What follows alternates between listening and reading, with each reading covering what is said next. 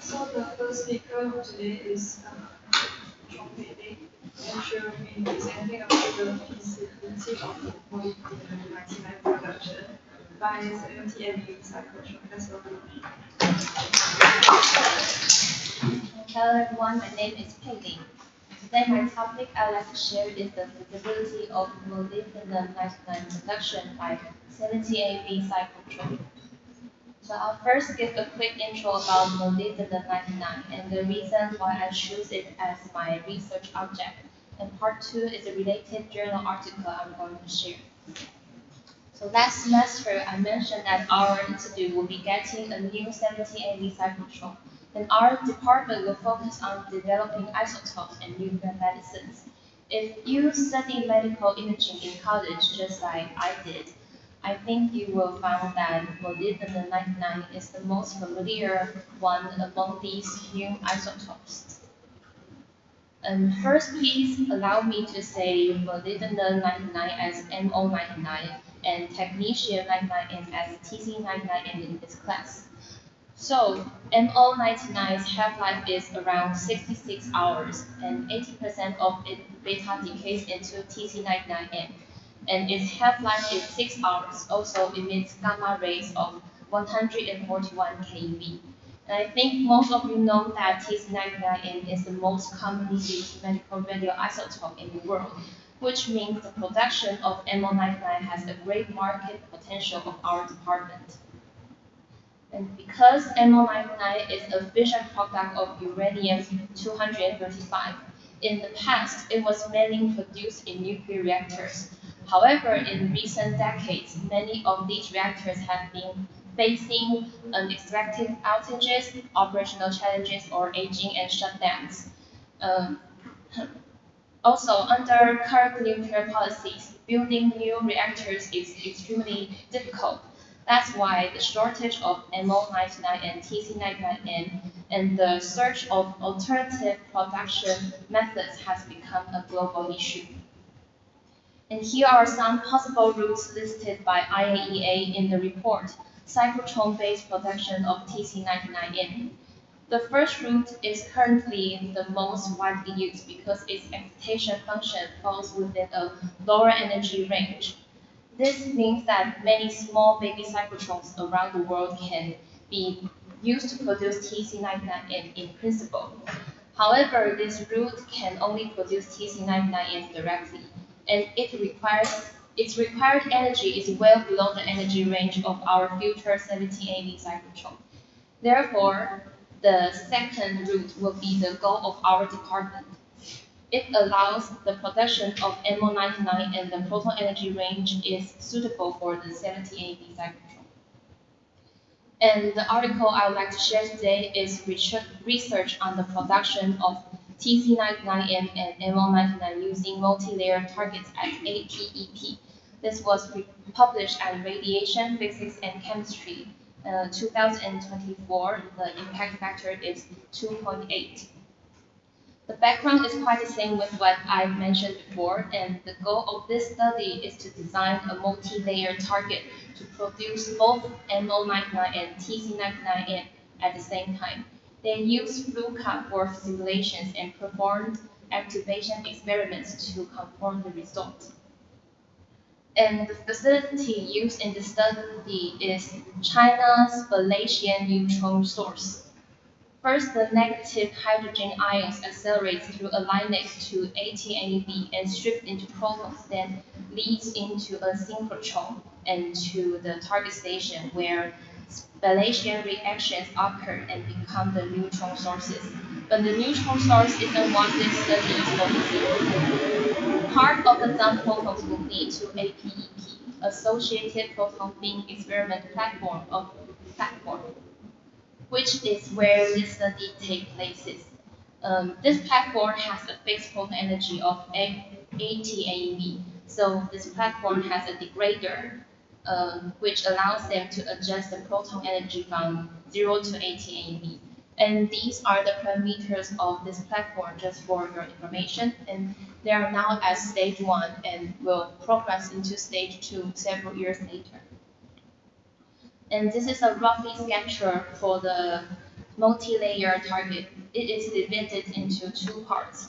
The MO99 production area, where the layers will be replaced after a longer irradiation period, and the TC99M area, where the layers will be replaced after a shorter irradiation period.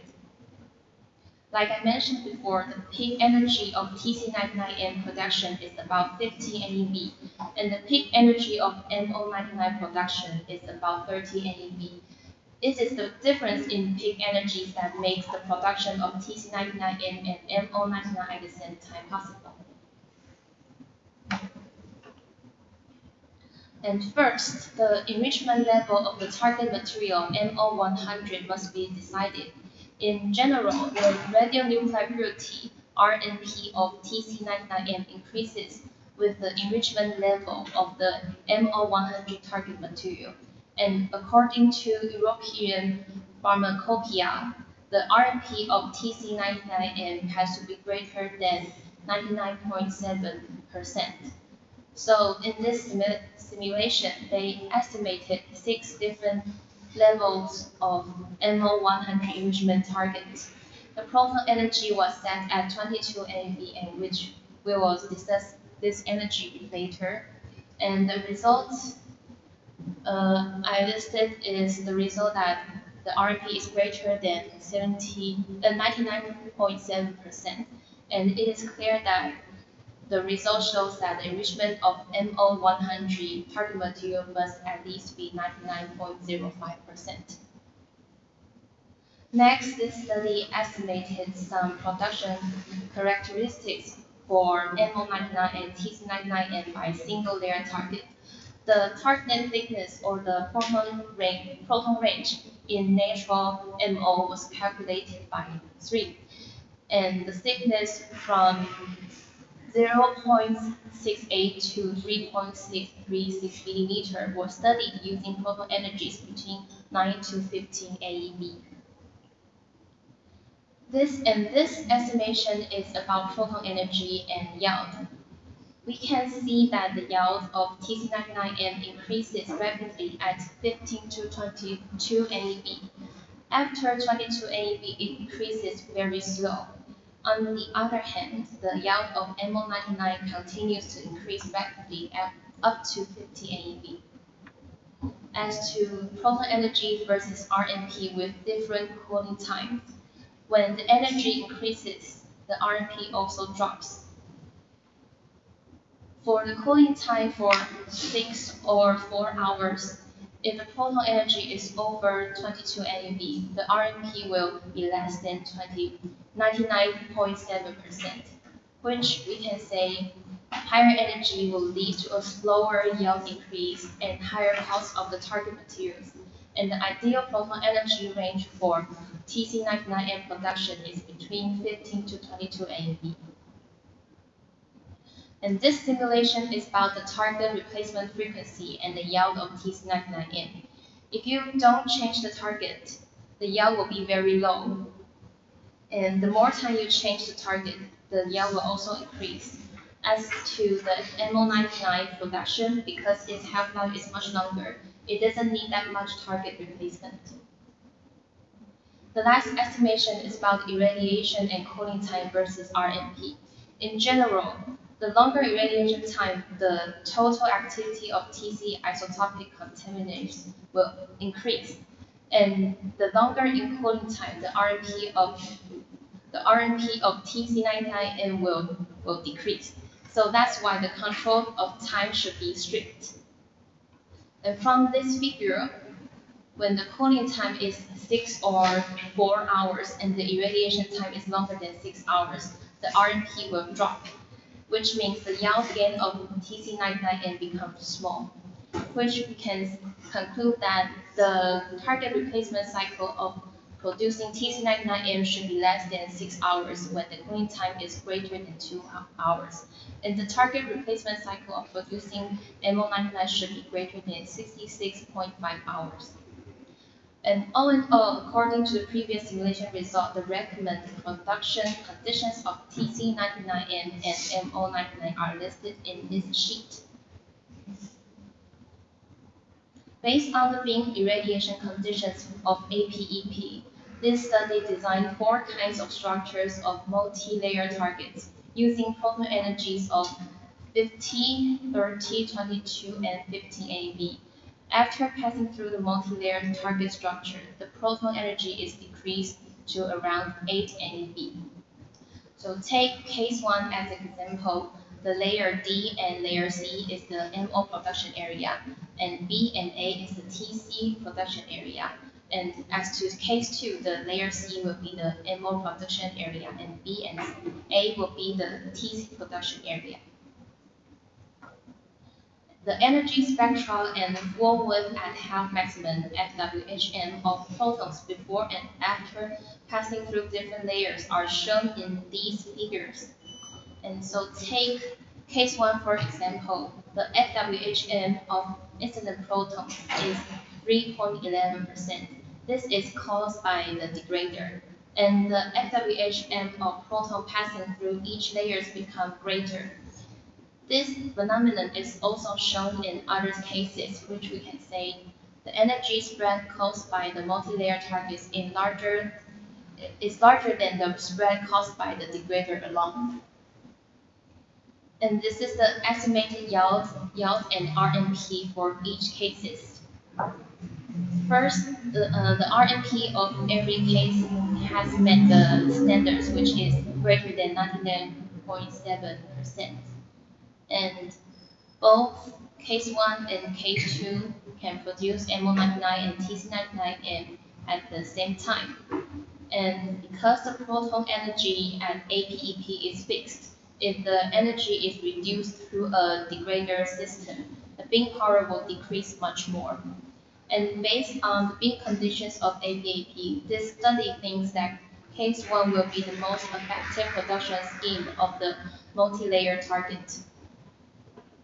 And after estimation, this study chooses case 1, 2, and 3 for activation experiments. They use many thin MO foils to stack the MO99 and TC99M production areas. Also, a HPG detector was used to measure the gamma spectra for each layer. And this is the experimental result. First, the measured energy at each layer is very close to the simulated values, which means the degrader and energy loss through each layer work as expected. And second, we can also see a clear drop in flux across different layers, which means that the energy deposition did occur in the target. And finally, it is also clear that in the high energy region, both MO99 and TC99M are produced. And in this study, the theoretical yields were calculated using the IAEA database, Charged Particle Cross-Section database for medical radioisotope production. The deviation between calculated yield YC and were compared with the experiment yield YE. We can see the difference of MO99 is quite small. However, for TC99M, the difference is larger, especially in the 50 eV case 1, which is because in this case, photons first pass through the MO99 production region before reaching the TC99M production area, resulting in energy distribution spreading and increased energy uncertainties. So finally, the conclusions. This work studied the potential of multi-layer targets for producing TC99M and MO99 at the same time using FluCAD.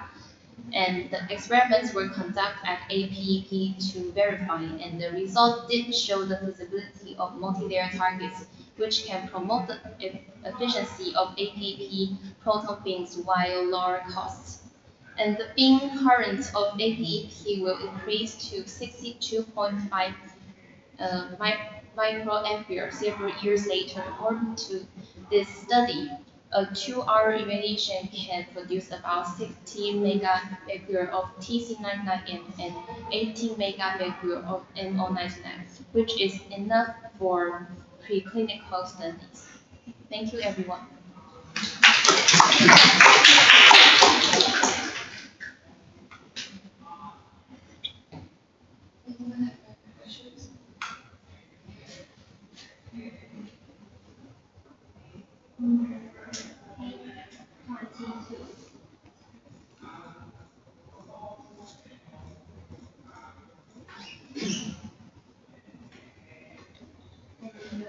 is the proton current used in the experiment? Um, this study didn't say it exactly about the proton beam current, but wait a second.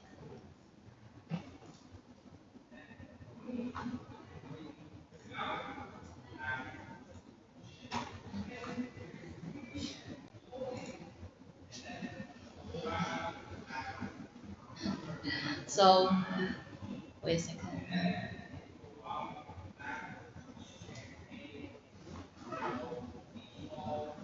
So according to the parameters they said in this study, the phase one proton intensity, if you do a little bit conversion, I think the beam current of proton in the experiment is 0.2 microampere.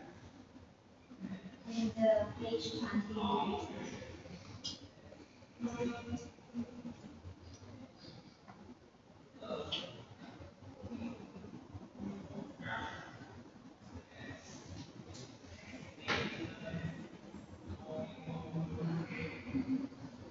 And why is the RME of TC99M not shown in the results? Because I think this this study is also just a feasibility report of their platform. So the whole production line may not be established. So they can only undergo activation experiments, and they might not don't have the related equipment for R&D testing. And page 24. Why is the yield deviation of TC99 in 29.5 mega yield gold and 21.5 mega yield gold also large?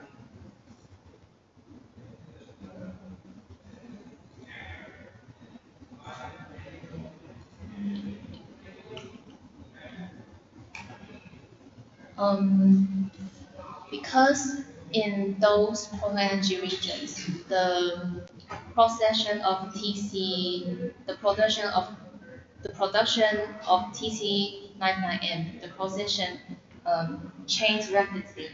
So if a little bit energy differences will cause a big deviation. Anyone has a question?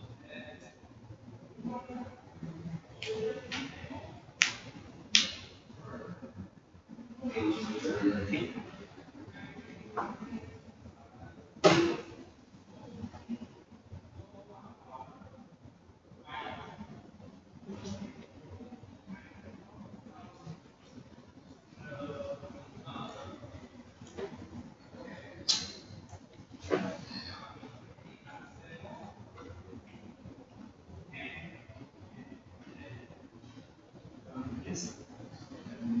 In this simulation, what is the exact target physics? Um, so same, the study didn't say the exact target thickness, but according to it says the target thickness is designed to lower the proton beam energy to a minimum at 8 eV. So I think the target thickness will be 0.31 millimeters according to their multi-layer target design. The page 18.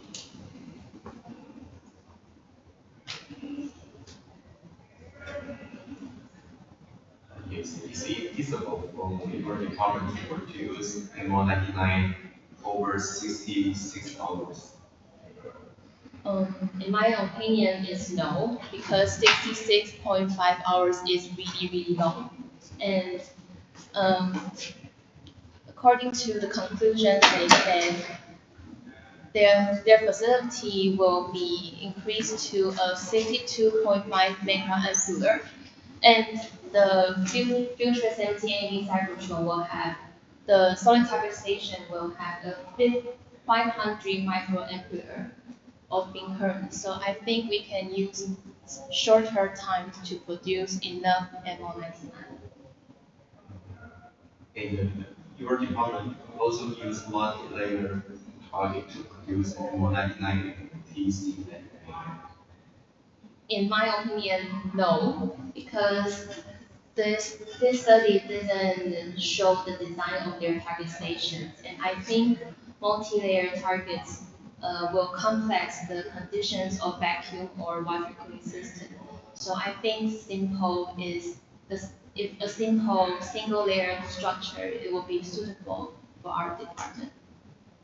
Okay, thank you. Anyone has other questions? I have a question. Page 30. Page 30.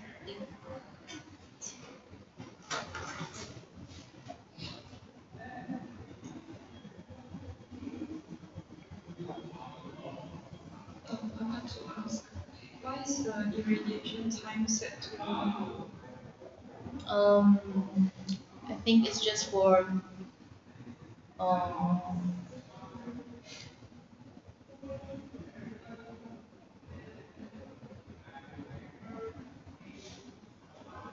我怎么回答？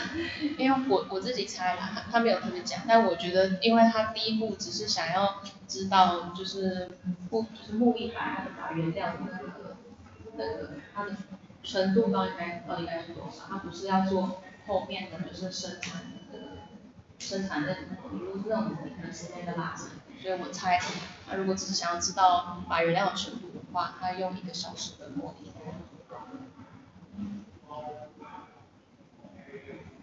Anyone has other questions?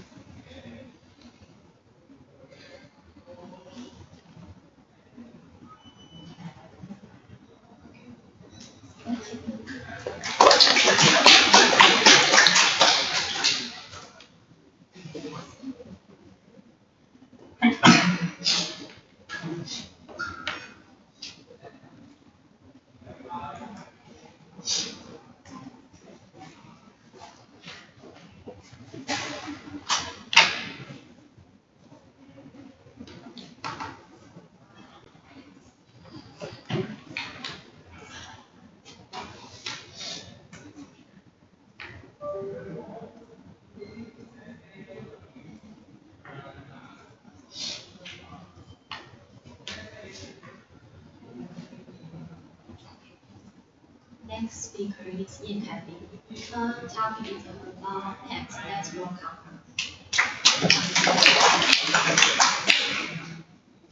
Good afternoon, everyone. The paper that I'm presenting today is Practical Calculation Method to estimate the absolute boron concentration in tissues using FBPA PET. This paper is published by Tadashi Watanabe and his team in 2017. The journal is Annals of Nuclear Medicine. Impact factor is 2.5 and the ranking is Q2. This is my outline. I will first talk about the purpose and conclusion of this paper, and in the introduction, I will explain 3 main things, which is FBPA PET imaging, standard uptake value SUV, and ICP-OES. And for materials and methods, I will talk about the animal model, the procedures, PET data acquisition, data analysis, and the following results.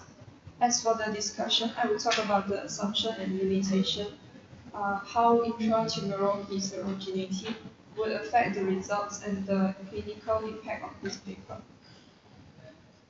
So previously, this team, they used FBPA PET imaging to estimate the distribution of boron-10 in normal organ.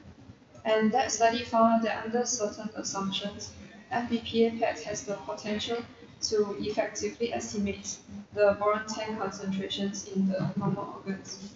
Therefore, in this study, they wanted to establish a practical calculation method to estimate the absolute boron concentrations in the tissues based on the SUV from the FBPA PET image. And in conclusion, this is the formula they derived. I will explain more about it later. Okay, about PET imaging. So there will be a PET tracer that will be injected into the body. And the PET tracer is a positron emitting isotope, and it will be combined with a chemical molecule. that could be uptake by the body. In this case, it was the fluorine-18 and the LFBPA. Then after they combine together, it will form the fluorine-18 LFBPA tracer. And this tracer is injected into the body. And the tracer would be absorbed through L-type amino acid transporter 1, LIT1, which is often overexpressed in tumors. The isotope would then emit positrons, and when matched with the electrons in the body, you will have an annihilation event and produce gamma rays, which the PET scanner detects. The signal received from the PET scanner would then be processed and reconstructed into PET image, showing where the tracer is concentrated, and it reveals the metabolic activity of the tumor. As for standard uptake value SUV, it's a quantitative measurement used in PET to assess the concentration of a radioactive tracer in a specific region of interest, RI. And the formula to calculate this is that the tissue radioactive concentration will be divided by the injected dose and body weight. The quantitative parameters commonly used in the PET imaging are SUV max, which is prone to noise, and SUV mean, which depends on the ROI definition. And for the factors that influence the SUV, one of it is the metabolic activity, the uptake time, partial value effect, and the ROI definition. This SUV value can determine the two indicators of BNCT, which is the TN ratio and the TB ratio. The TN ratio uses the SUV of the tumor and the normal tissue to determine the tumor to normal tissue uptake ratio. And for the TB ratio, they use the SUV of the tumor and the SUV of the left ventricle of heart. And the higher TB ratio indicates that the FBPA is effectively transported into the tumor, and less BPA is being remained in the circulatory system.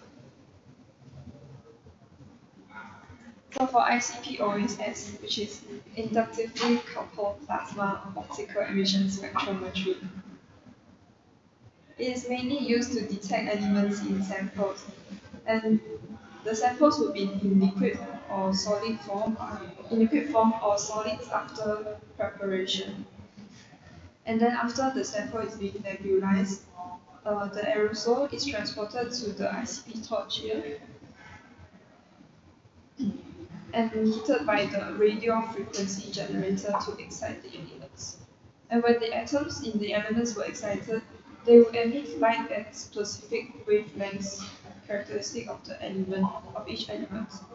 And the emitted light is then passed through this spectrometer, which separates the light into its constituent wavelengths.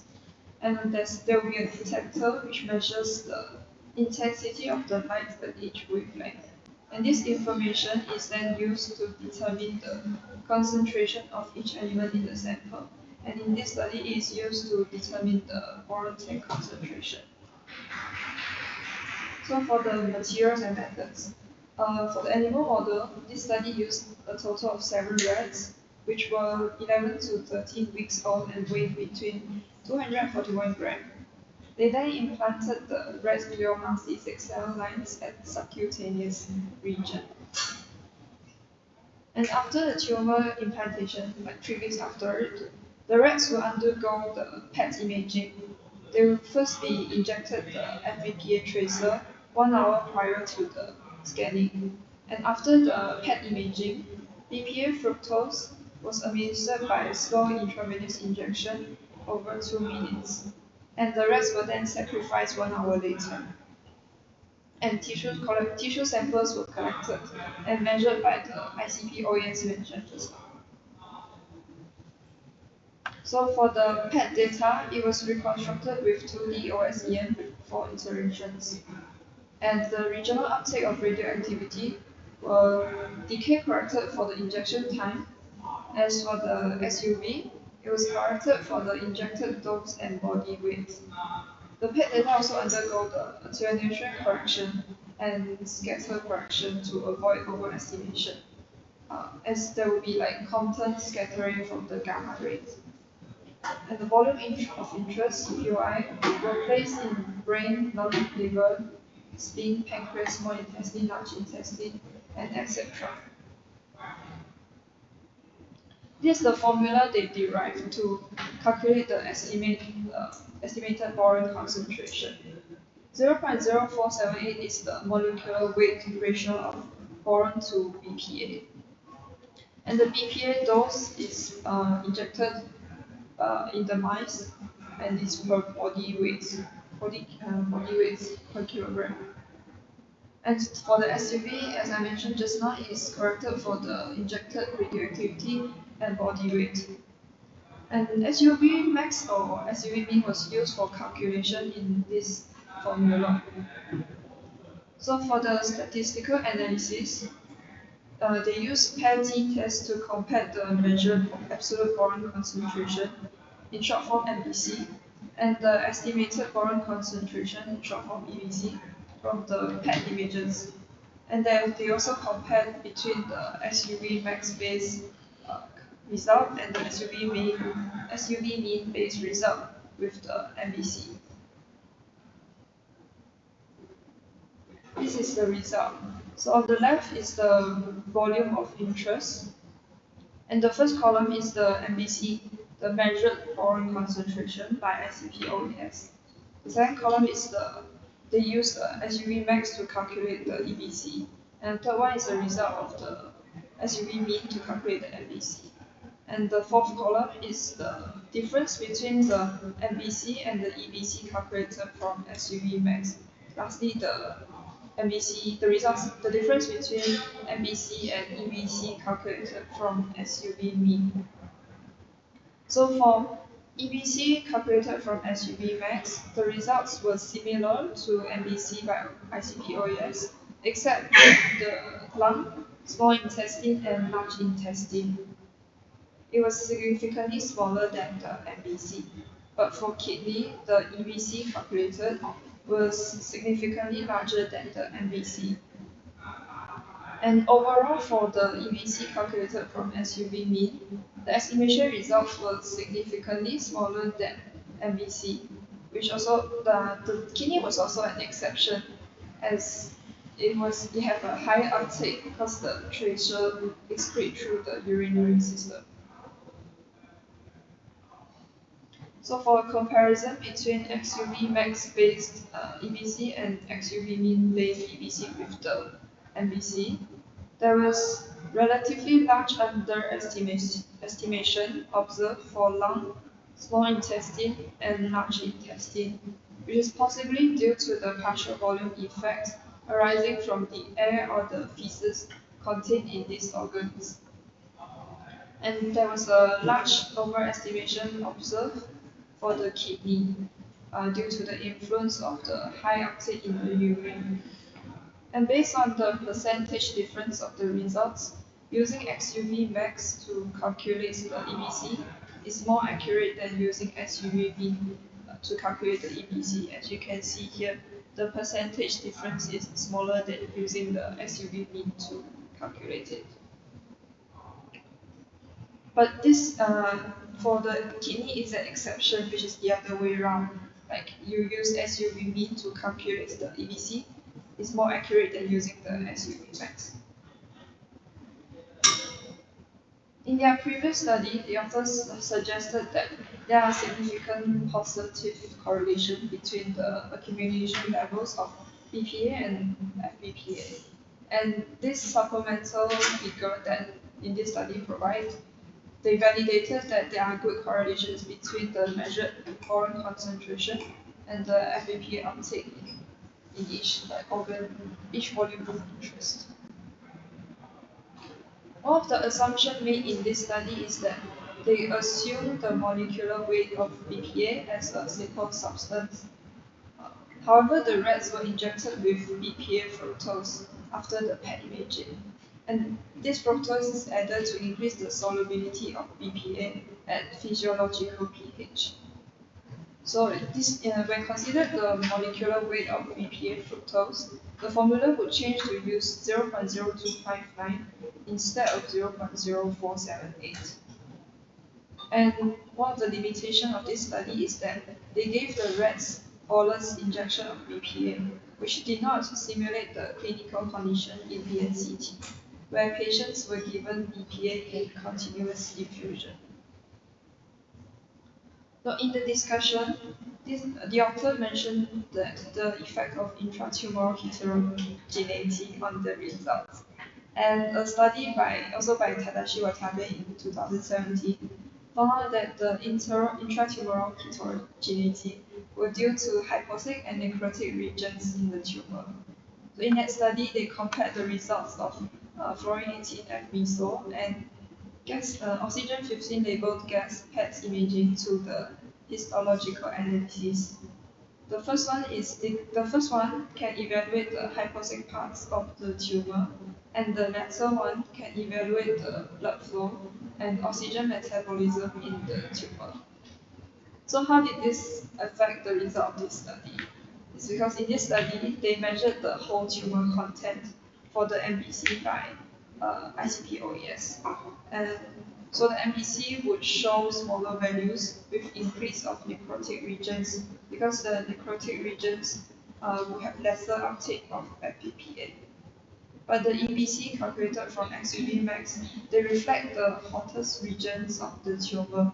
So there will be a certain degree of variability between the results. These are the following papers that was related to dosimetry and BNCT, which cited this study, this study was published in 2017. The first paper is by Dr. Lan Tian Li. As this paper mentioned that using SUV max to calculate the EBC rather than SUV mean to estimate, the result will be more accurate. So in the materials and methods of their study, they use the XUV max of the brain and tumor to calculate the TN ratio and TB ratio. And the second paper by Ting Yi Chao in 2023, their results also mentioned that the difference in D mean is due to the partial volume effect, which also correlates to this study as the effects also influence the estimation results of this study. And the last one is a paper published by Yuta Kobayashi this year. They used the formula developed in this study to calculate the estimated oral concentration and use it in their dose calculation thereafter. This is all my presentation. Thank you for listening.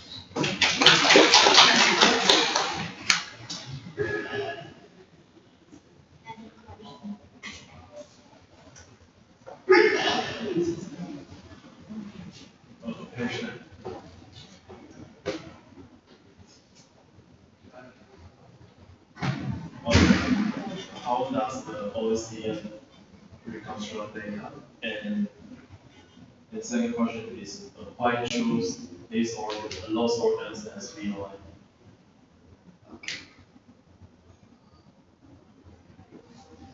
So for the PET imaging, as I mentioned just now, the scanner would collect the signals from the radioactive, which is the gamma rays. And OSDM is a method, it's a method to reconstruct the PET images. And the signal collected weigh a large bunch. So the OSDM, they divide the data into smaller subsets and update the data to reconstruct into this PET image. And for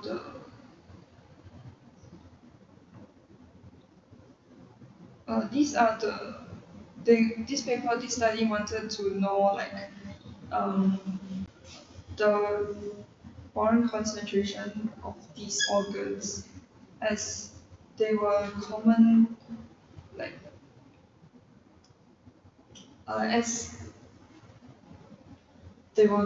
there are common disease treated in BNCT. So they wanted to know how how the result when estimate the boron concentration would be when compared to the measured boron concentration in all the organs.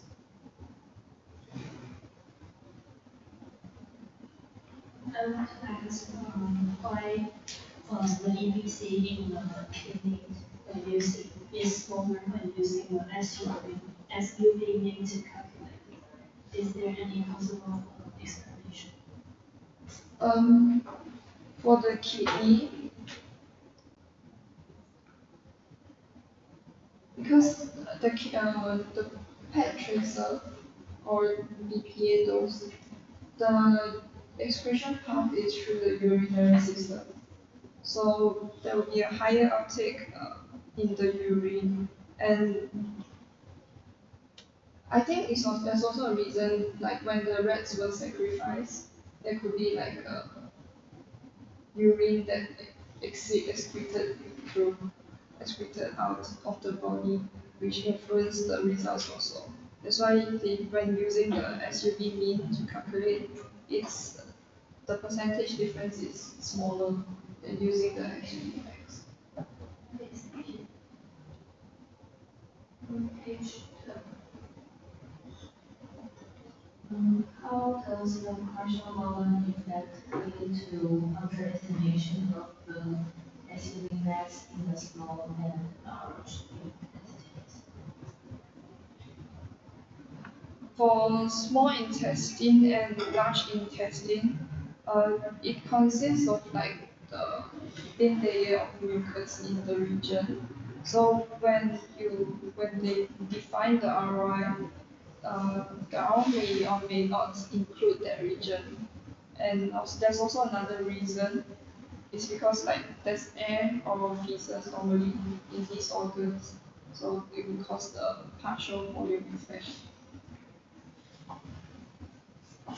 On page 1.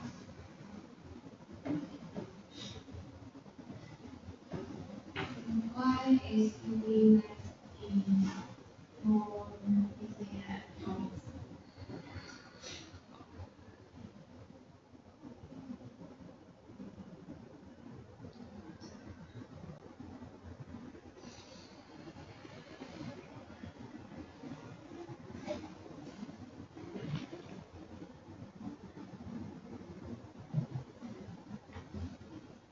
This is because SUV max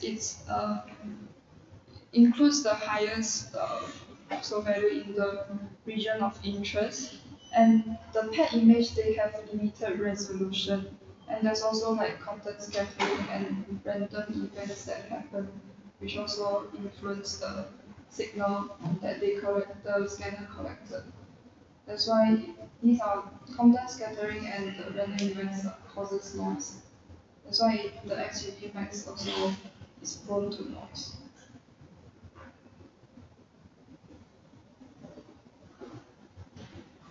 I want to ask why are SUV max and SUV compared in this?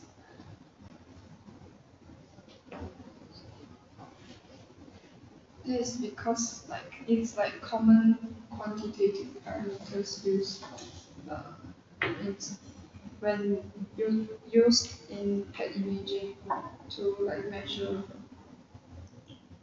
I mean, yeah.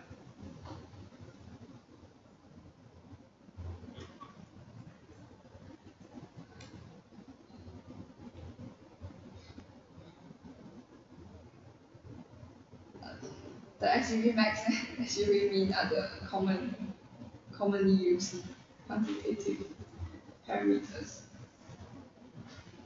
Thank you. On page 10.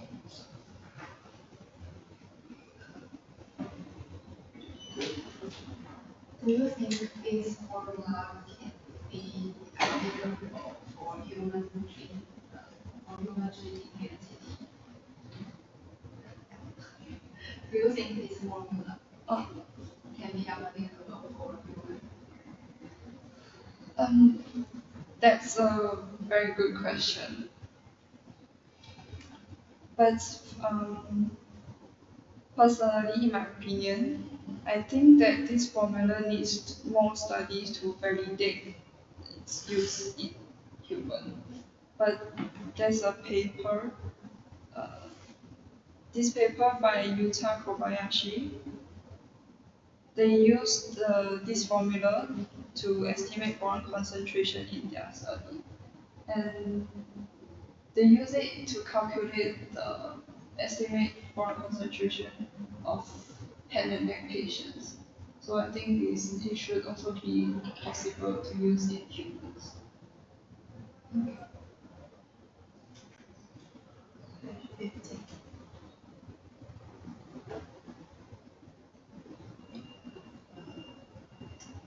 有一个是 limitation 的那边。So, what the effects are these two acids depends on to have the results, the limitation mentioned two methods to injection the EPA.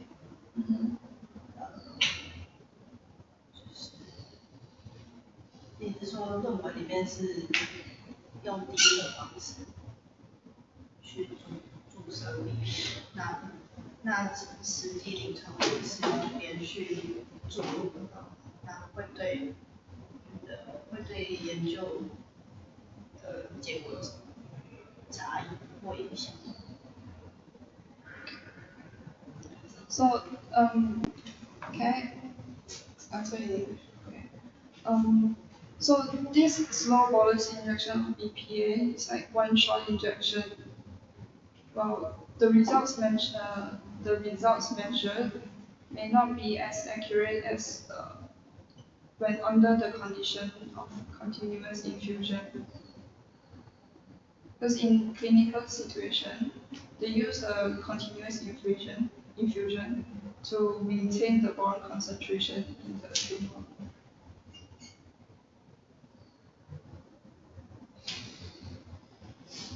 那对那个公司会有什么差异？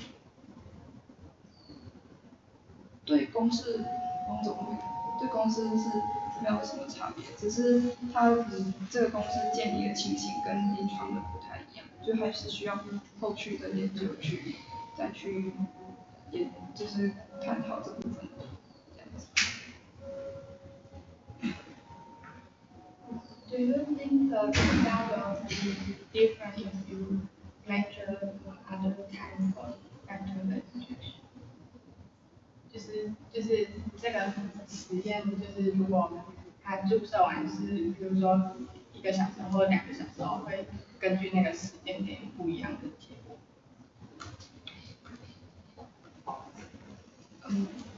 I think there will be different results, but in this case, because the PET imaging is PET imaging is conducted 1 hour after the FEPA tracer, so they use it like they simulate the same condition, which like after the BPA protein is injected, they wait 1 hour, then they sacrifice the rats.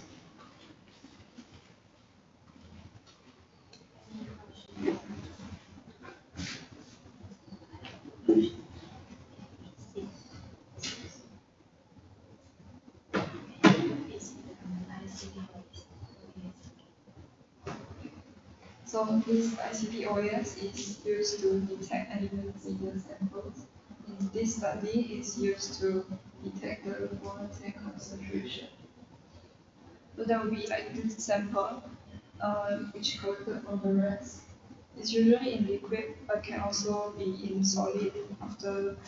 It's usually in liquid form, but solids after preparation can also be used. And then after it's nebulized into aerosol, it will then be transported to the plasma torch, which is ICP torch, and also heated by this radio frequency generator. After it's heated, it will emit the light at specific wavelength of then the wavelength of the emitted light will then be passed through this spectrometer.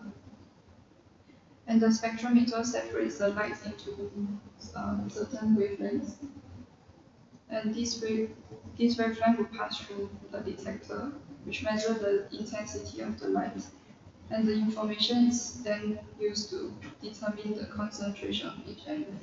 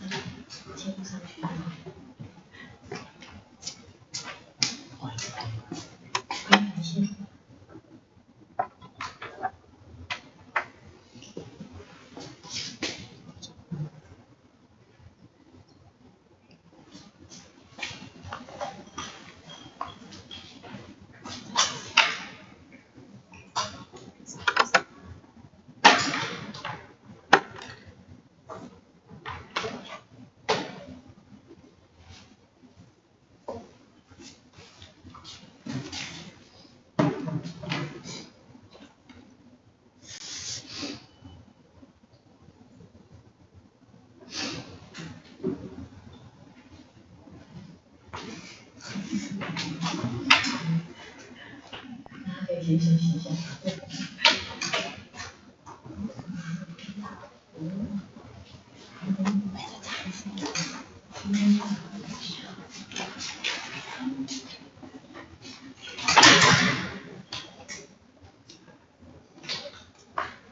电脑接过吗？有接过。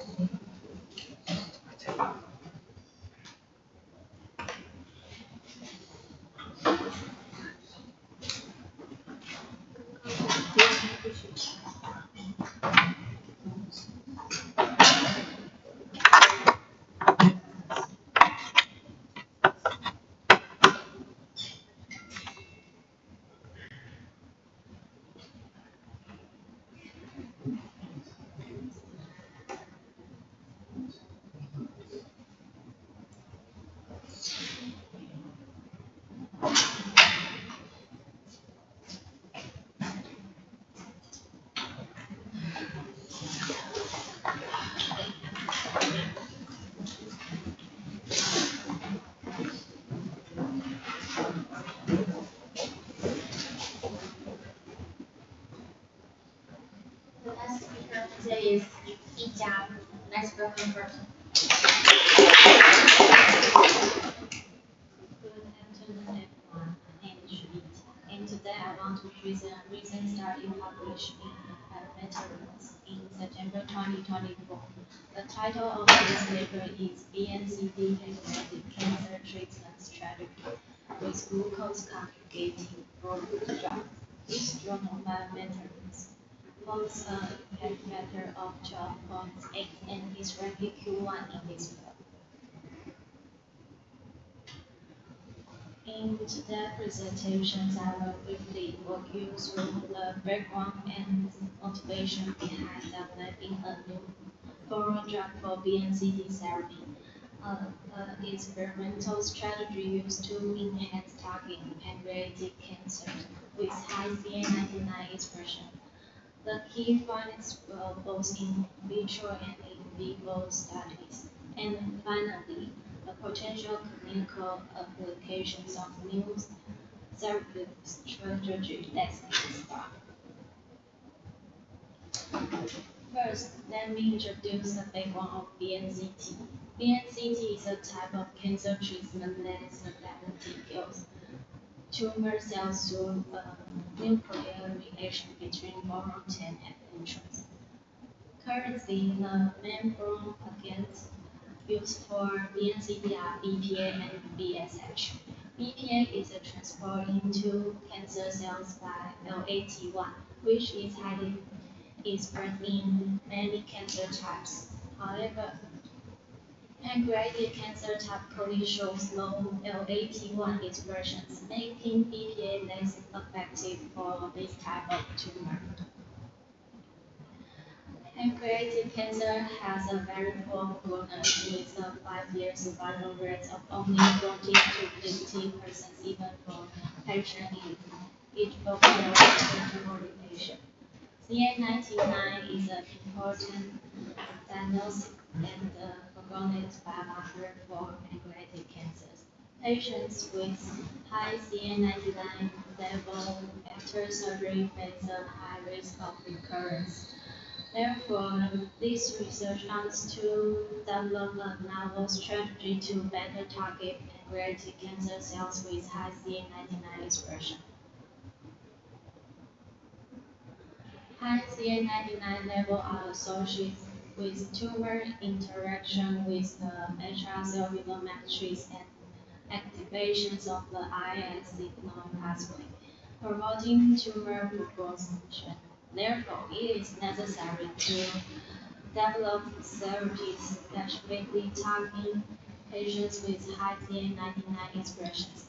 Since GLUT1 is highly expressed in many types of cancer, and the research designed a new oral drug conjugated with a glucose structure, aiming to explore the cancer cells' high glucose uptake in the end, and synthesize novel GBSH and investigate its potential for BNCT in high CA99 expressing pancreatic cancer. Now I will talk about the method used in this study. First, the boron drug synthesis. All steps were done in nitrogen, and the products were checked for purity and storage using HPLC, NMR, and mass spectrometry to make GBSH. They react sugar compounds with BSH under nitrogen. After the reaction, they clean it up to get GBSH. And to make GBSH, they remove the parts using sodium methoxide in vanillin, which gives them a full final product. As for the cell culture, they use human pancreatic cancer cells like BXPC3S2028, PANC1, PANC0504, PANC0403, and QGP1.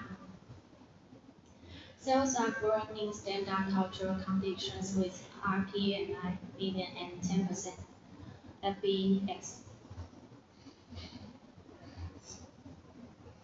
Next, they use ELISA to measure CA99 levels in each cell line, which helps understand pancreatic cancer's features.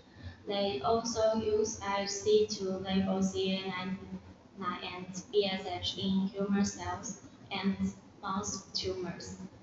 For protein analysis, they did Western blot to detect GLUT1, GLUT3, LAT1, LAT2, and beta F. Finally, they use ICP-MS to measure how much globin inside the cell. They also check how different glucose levels affect cell survival and test how a GLUT block WVB117 change hormone uptake. For animal studies, they built two types of tumor mouse model, one under the skin and one is in the pancreas, to test drug behavior and treatment effects. Finally, neutral treatment was done at KURNet using a 5 MW thermal neutron source, and they calculate the total BNCT dose based on neutral hydrogen gamma ray and or. They also use a CCLE database to check GLUT1, GLUT3, and ALT1 levels. In different pancreatic cancer cells like this help them understand transporter gene patterns. Then they use the SER system to simulate BNCT treatments. They use mouse data to estimate how the radiation dose would spread in patients. This covered the experimental method parts. Now let's move on to the result and findings. Let's look at how GBSH was made. It was made in two steps. First, glucose was connected to the hormone 12 cluster. Second, they moved the protein ester group from glucose. They use ester goes on the sugar part and a hormone 12SH scattered to start the reaction. The first step had the 19% yield, and after remove the plastic groups, the second step had an 80% yield. To confirm the chemical structure, several analyses texture well explored, including NMR, IR, and ESIMS, and HPLC. In the mass spectrometry analysis, the molecular ion peak was observed at 385.244, which is very close to the calculation value of 395.2433, indicating high accuracy. Furthermore, HPLC results showed high productivity, with no detectable impurities, confirming successful synthesis. The author used the CCLE database to check the link between GLUT and LAT1. In all 947 cancer cells line, there was no strong connection in GLUT1 and LAT1, GLUT3 and LAT1. But in CA99 producing pancreatic cancer cells, GLUT1 and LAT1 shows a negative link. And GLUT3 and LAT1 also has weak negative link. This means these cells tend to have high GLUT and low LAT1 levels. Furthermore, ELISA assays confirmed that CA99 was screening CA99 producing cell lines such as BXPC3, S2028, PEC0504, and 0403, but not in non-producing line like PEC1 and QGP1. IHC also showed cytoplasmic local lesions of CA99 in pancreatic cancer cells.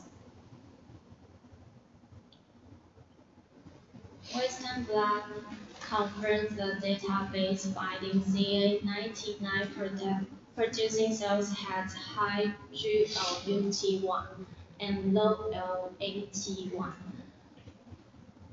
Non-producing cells had high LAT1 and low GLUT1. GLUT3 was only seen in some CA99 producing cell. Also, gene expressions measure per team result. GLUT1 and GLUT3 were high in CA99 positive cells, and LAT1 and LAT2 were high in CA99 negative cells. This result supports that GLUT1 is high in CA99 positive pancreatic cancers, which makes it a good target for glucose-limiting oral drugs in BNCT. Now let's compare how much volume each drug brings into the cells. Figure 8 shows the structures of the three drugs. This is GBSH and is BSH and is BPA. In figure B, we measure volume level in the cells after treatment. In CA99 producing cells like BSPC3 and PEC0403, GBSH gave much higher volume uptake than BSH and BPA.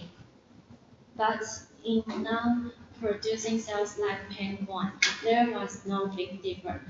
So GBSH is good at targeting CA99 positive pancreatic cancer cells. Next, let's look at where GBSH goes inside the cells over time. At 2 hours, strong brain signals were seen in CA99 producing cells like BSPC3, PEC0504, PEC0403, but only weak red in non-producing cells. At 6 and 12 hours, red signal got even stronger in CA99 cell, but still weak in non-producing ones.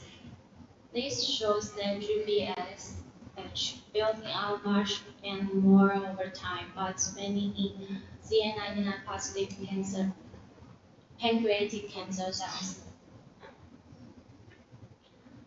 Next, we look at how GBSH work at different doses.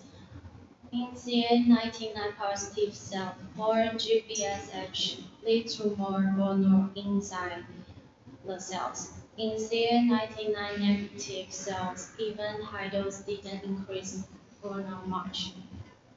It also tests safety. After 48 hours, there was almost no cell damage, showing that GBSH is safe at these levels. In short, GBSH is good at entering CA99 positive pancreatic cancer cells and itself, making a stronger choice for BNCT. Next, we check if glucose level or transporter affect how GBSH enter CA99 positive cancer cells. We test cell survival under different glucose level. Even in low glucose, BXPC3, PEG0403, and PEG1 cells stay healthy. So low glucose alone didn't cause cell death, so makes our result. Since the cells were still healthy, we checked how much hormone they take in under different glucose level. In CA99 positive cell, VSPC3 PEG0403, hormone from GBSH went up when the glucose went down. But in PEG1, hormone levels stayed low no matter the glucose. So glucose BSH work better in CA99 cells when glucose is low. After confirming that hormone uptake increasing under low glucose, we next is that whether its effect is related to glucose transporter expressions. Western blot analysis showed that in CA99 producing cells like VSPC3 and O403, GLUT1 expressions increasing as glucose concentration decreases, while LAT1 expressions remain low. Furthermore, when we add the GLUT1 inhibitor WZB117, we observe a dose-dependent decrease in hormone uptake in these cells. These findings suggest that GLUT1 plays a key role in mediating GBSH uptake in CA99 producing pancreatic cancer cells. That is, GBSH selectively accumulates in CA99 high expressed pancreatic cancer cells by GLUT transporter under low glucose conditions, demonstrating its potential as a VNCT target drug. This slide shows conformation results in CA99 positive cells. Glucose BSH plus neutral clearly reduced, currently more than BPA and BSH over control. The survival curves also drop the most with GBSH, showing strong killing, but in CA99 negative cells, all groups look similar. This means GBSH work well only in CA99 positive cells. So GBSH is a selective and powerful VNCT drug for these cancers. Next, let's look at the radiation dose distribution across different treatment groups. On the left, we have the CA99 producing PEG 0403 cells. GBSH achieves significantly higher hormonal dose at each time point compared to BPA and BSH, especially after 45 minutes. The total dose with GBSH approached 90 grams, much higher than the other groups. On the right side, we see the PEG1 cells, which are CA99 non-producers. In these cells, hormone accumulation was low across in all treatment groups, with no significant difference. In summary, GBSH selectively achieves higher hormone dose in CA99 positive cells, highlighting its strong potential as an effective hormone carrier for VNCT therapy. Now let's check how GBSH spreads in the body after injection. On the left, the liver had the most hormone at first, but it dropped over time. In the tumor, hormone stayed steady and higher than in blood, kidney, and muscle or skin. On the right, tumor to normal rate shows peaks at 3 hours. That means 3 hours after injection might be the best time for treatment. Now let's look at how well GPSH working in treating pancreatic cancer in mice. In figure C, the tumor grows fast in the control groups. BPA and BSH slow the groups at beat, but GBSH clears stubby tumor growth after day 21. Figure D shows the radiation dose. The GBSH groups got the highest dose, meaning more bono in the tumor and better effect. In image E, control mice had big tumors. Tumors were smaller in BPA and BSH groups and almost gone in the GBSH group. So GBSH strongly improved treatment in tumor groups. Let's look at the establishment of the autotopic pancreatic tumor models. In the figure 8 shows a growth view after abdominal opening. The red arrows indicate visible tumor nodules in the pancreatic region, demonstrating successful tumor implantations. In the figure B shows an HIE staining tumor tissue sections. We can observe typical tumor morphology with clear apparent solid tumor structure. In the figure C is an IC image. Green indicate GFP positive tumor cells and blue show clear staining.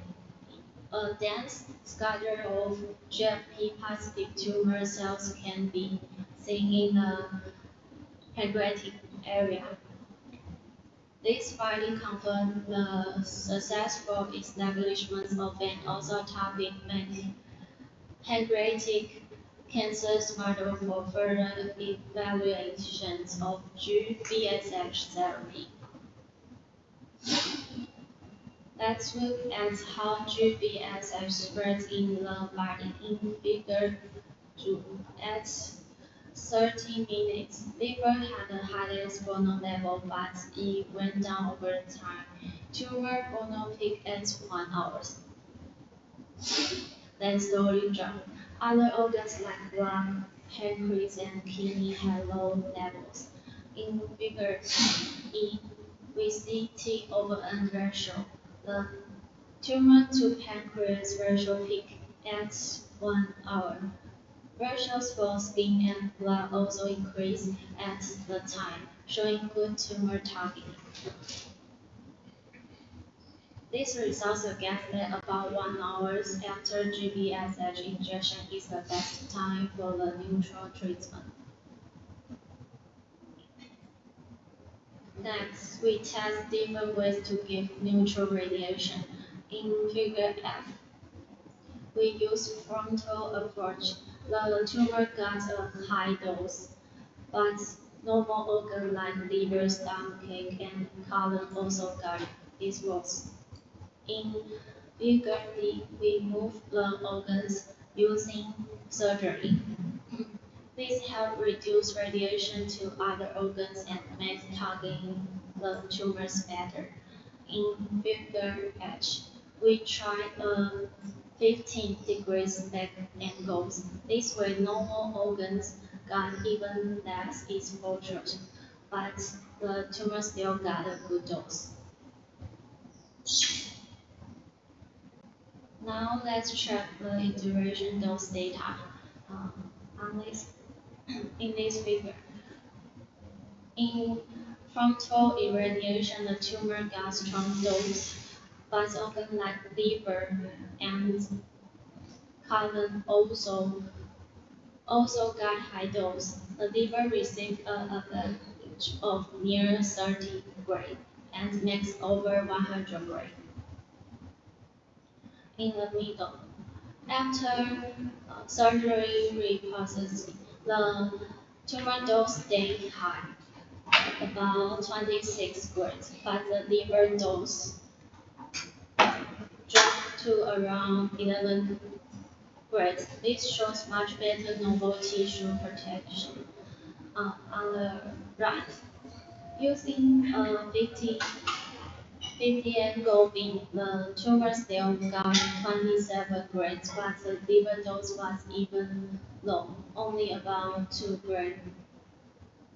This shows that adjusting the beam angles and organ positions can improve tumor targeting while protecting normal tissues, important for real BNCT treatment.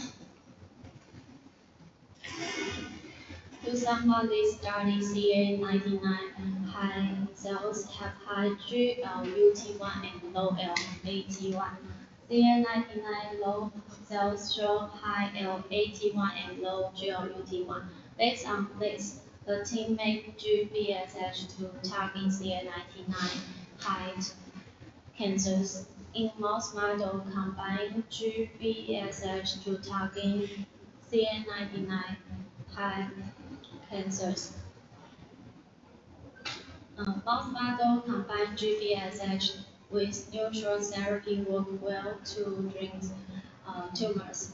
For futures with in patients, in people with pancreatic cancers who still have high CA99 after chemotherapy, GBSH BNCT might lower CA99 and make surgery possible for more patients.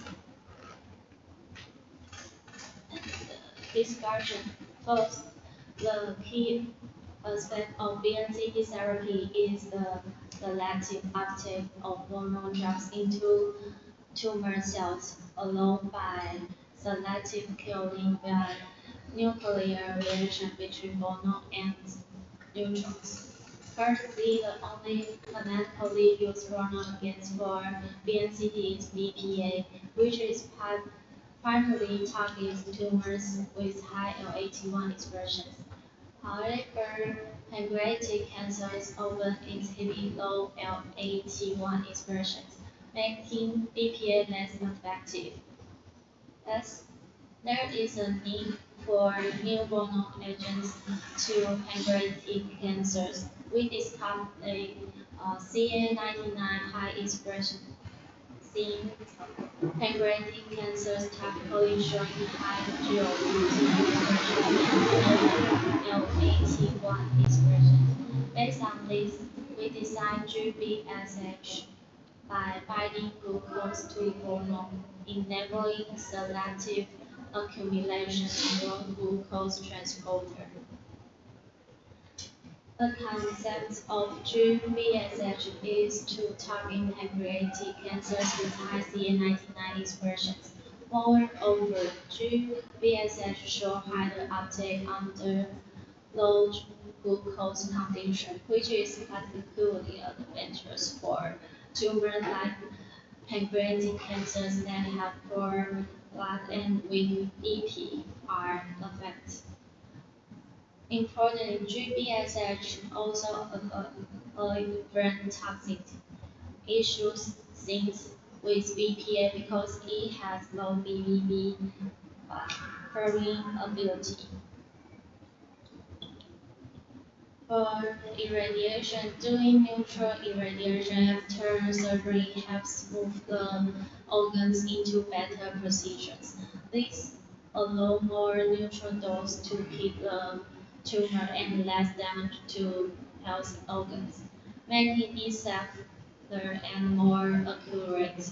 In the future, GBSH BNCT could become a new type of persistent cancer treatment, especially for pancreatic cancers with high CA99.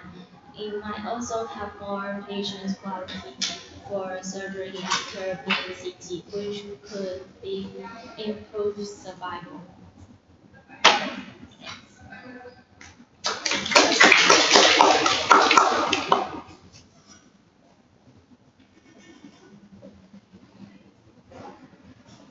any questions? Page 25.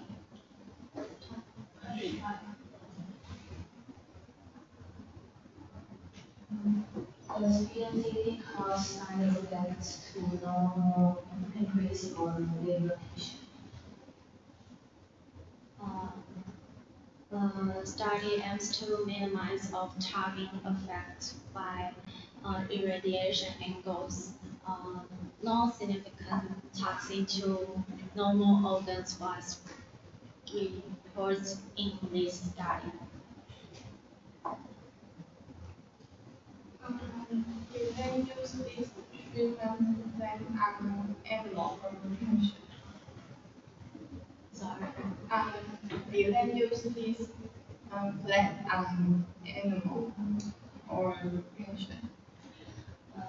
This paper just let me refer about how to I do late because now I want to find the primer different cell life. I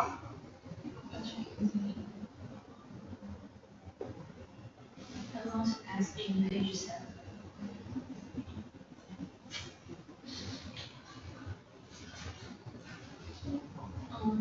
Why did the researchers choose to perform subcutaneous models before the over-the-top pancreatic models? Under skin models are easier to monitor and handle.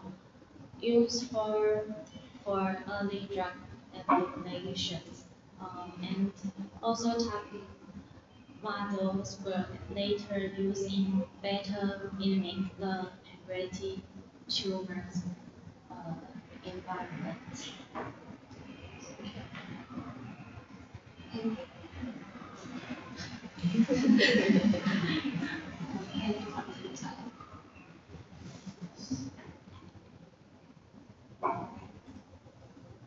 Why was the glucose BSH highly concentrated in the liver in the beginning? After IMT injection, the drug is first delivered to liver for metabolism.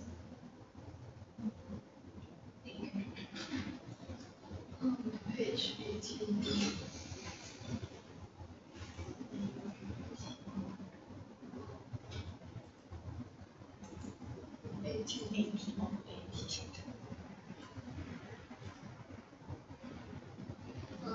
Is the low glucose microenvironment common in other tumor types? So Is the low glucose microenvironment common in other tumor types?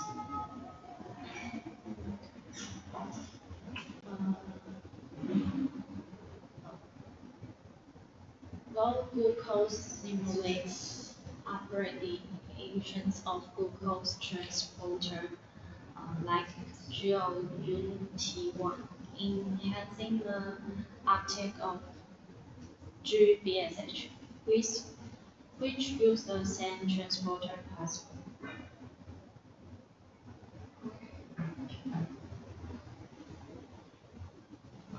I want to get the same page. Why does GBSH uptake increase under low glucose conditions?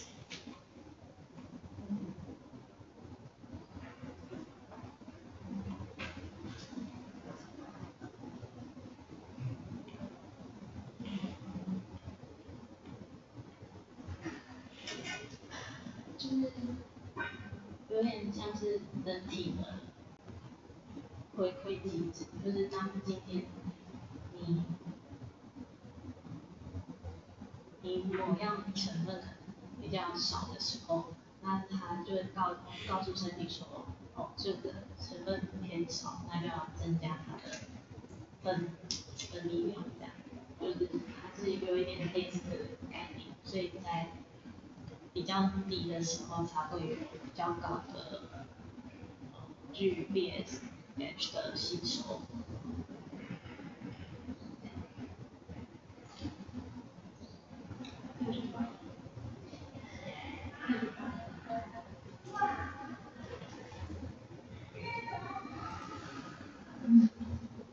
Can you explain what's different between this type of cell? Yes, And can you explain what's different between this type of cell? 这些的差别嘛，就是这边的话都是人类的细胞这样子，然后它会选择这么多，是因为它每个就是细胞的生长周期都不一样，但就是因为我没有特别去查它们分别的特色是什么，所以。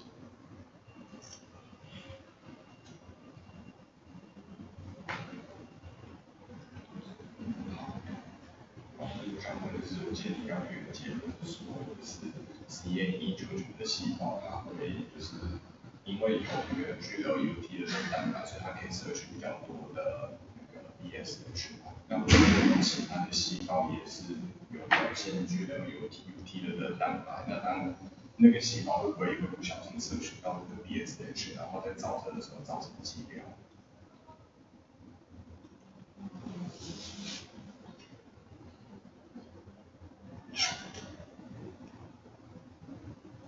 我觉得他就是可以，因为这个实验就是他有去判别说，就是在这个 CA99都会分泌的细胞群里面，他有去做这个实验，我觉得就可以佐证说可能是因为 CA99所以那个GLUT 的部分可以就是连接到。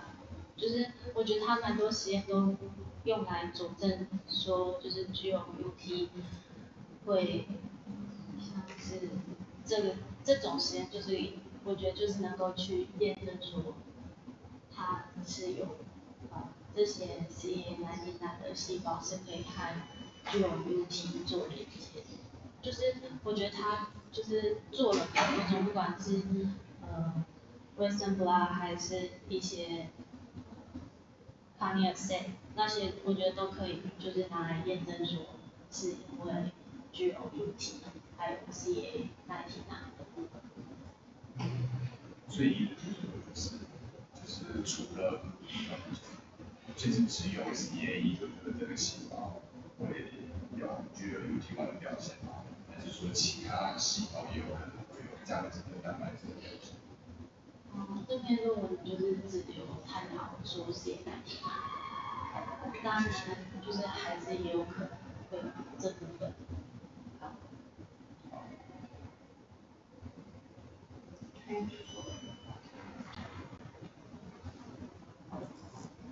What is RNase test?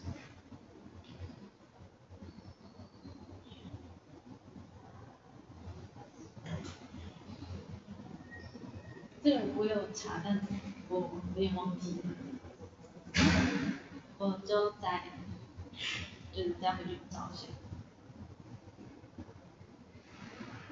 但整体而言，它是就是可以，这个通常就是会让就是肿瘤的进展更多一点。所以你未来的实验主要是以药物。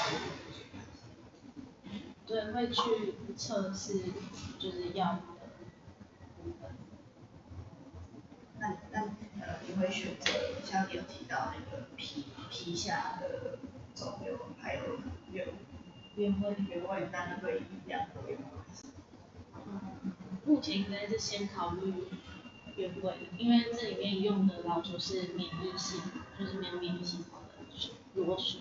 那这部因为我们实验室就是用那种小黑，所以应该会是比较偏原位癌的，所以就是打在胰脏附近。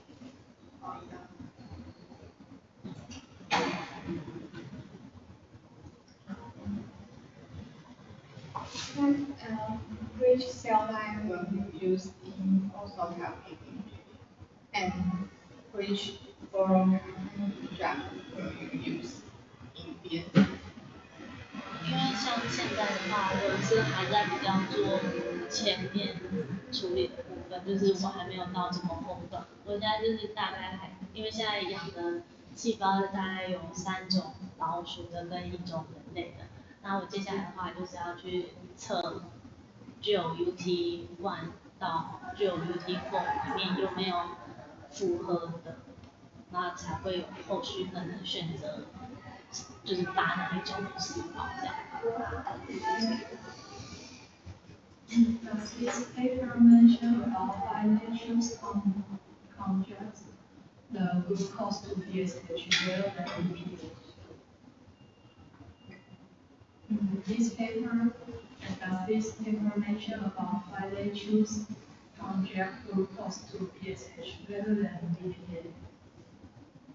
因为他这边的背景就是在说，他发现 BPA 就是在一些像是，因为它是特别针对表现 CA19-9的胰脏的细胞做测试，所以说因为传统的 BPA 它是偏向就是依靠有 AG1 的通路，所以它才会选择另外一种，就是在其他文件内容就是有提到 GLUT1 会是一个有潜力的一种通路，就是也有在其他癌症里面发现说可能可以走这个通路，所以他选用这个，然后去看说有没有就是针对 GBSH 的吸收更好一点。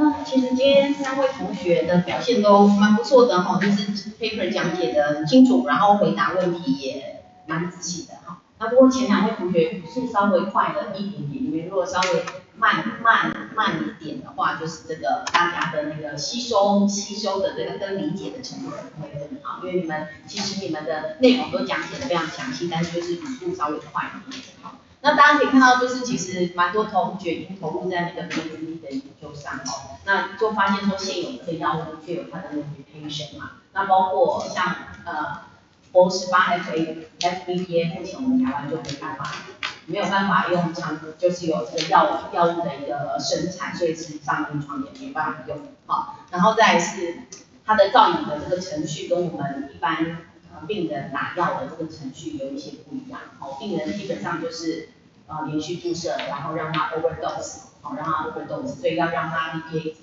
维持在一个浓度上，那这个时间其实是2个半小时左右。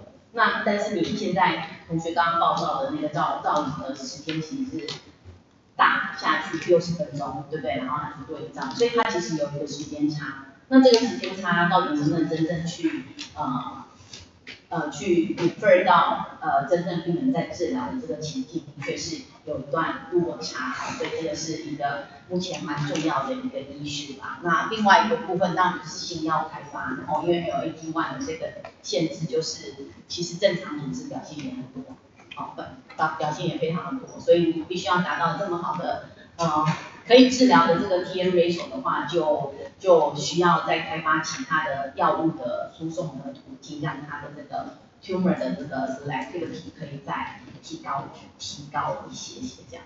所以我想大家就是听完这么多的这个大家的报告之后，应该都会对 BNCT 目前的这些限制跟困境，还有其需要发展的地方有更深入的一个了解那就欢迎各位同学继续投入在这方面的研究这样子。好，那我们就是助教已经有告诉大家大概发问的次数了嘛，好，那我们就是剩下周之后的时间，让大家就继续把握机会这样子。好，那谢谢同学。